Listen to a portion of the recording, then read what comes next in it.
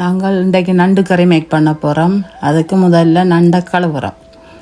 ஒரு காலை அப்படி கழுவி க்ளீன் பண்ணி கொண்டு இருக்கிறேன். இப்போ நண்டு கழுவி முடிஞ்சோடனே கொஞ்சம் மஞ்சள் தூளை போட்டு பிரட்டி வைக்க போகிறோம். நண்டு அந்த மணங்கள் எல்லாம் போயிடும்.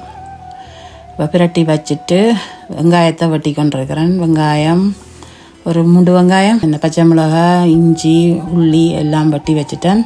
இப்போ எண்ணெய் ஊற்றி எண்ணெயை கொதிக்க விட்டுட்டு கடுகு, சின்ன சீரகம், பெருஞ்சீரகம், வெந்தயம் எல்லாம் போட்டு பொரிய விட போகிறேன். பொரிஞ்சு வரைக்கும் மிளகாயம் போட்டு கொஞ்சம் கருவேப்பிலையும் போடுறேன். போட்டு அது பொரிஞ்சு வந்தோடனே வெங்காயத்தை ஆட் பண்ண போகிறேன். வெங்காயத்தை ஆட் பண்ணி அதை வதங்க விடணும். வெங்காயம் நல்லா வதங்கி வரையும் வெயிட் பண்ணிவிட்டு அந்த நேரத்துக்கு இடைவெளியில் தக்காளி பழத்தை வெட்டுறேன்.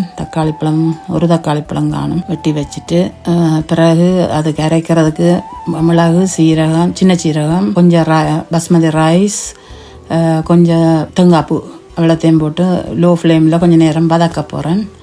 வறுத்து போட்டு அதுக்குள்ளே கொஞ்சம் ஏலக்காய், 2 கிராம்பு அதையும் போட்டு வறுக்க விட்றேன். வெங்காயம் வதங்கி கொண்டிருக்க டொமேட்டோ பியூரி கொஞ்சம் விட்டுட்டு வதக்கிட்டு அதுக்குள்ளே தக்காளி பழத்தையும் போட போகிறேன். போட்டு அதையும் வதங்க விட்டுட்டு தக்காளி பழம் போட்டு வதங்கி கொண்டிருக்கிற நேரத்தில் கொஞ்சம் ஒரு துண்டு புளியை சுடு தண்ணி கொஞ்சம் விட்டு கரைய விட போகிறேன். இப்போ கொஞ்சம் தூளையும் போட்டு கரைத்தூள் அவங்களோட உரைப்புக்கு ஏற்ற மாதிரி அளவாக போட்டுட்டு வதக்க போகிறேன்.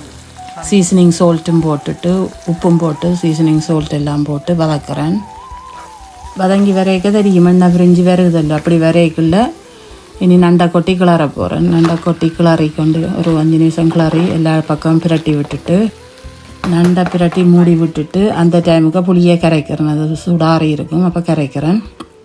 அதை கரைச்சி வச்சுட்டு பிறகு திருப்பி ஒரு நண்டை கிளறி போட்டு தேவையான அளவு தண்ணியும் விட்டு கிளறி போட்டு ஒரு கொஞ்சம் நேரம் கொதிக்க விட்டுட்டு பிறகு கொஞ்சம் ஒரு 3 கரண்டி கோகோனட் பவுடர் போட்டு கிளறி விட போகிறேன். கிளறி விட்டு ஒரு 15-20 நிமிஷம் மூடி விட்டு அவிய விட போகிறேன். புளியும் விட்டுட்டேன். இப்போ அந்த வறுத்து வச்ச தேங்காய் பூ அதுகளை அரைக்கிறேன். பவுடரை அரைச்சி போட்டு நண்டு அவிஞ்ச உடனே நண்டு கறிக்க கொட்டி கிளறி விட்டால் நண்டு நல்ல திக்காயும் கிரேவியாயும் வரும். அதுக்கு மேலே கொஞ்சம் கருவேப்பிலையை போட்டு மூடி விட்டால் சரி, சுவையான நண்டு கறி ரெடி.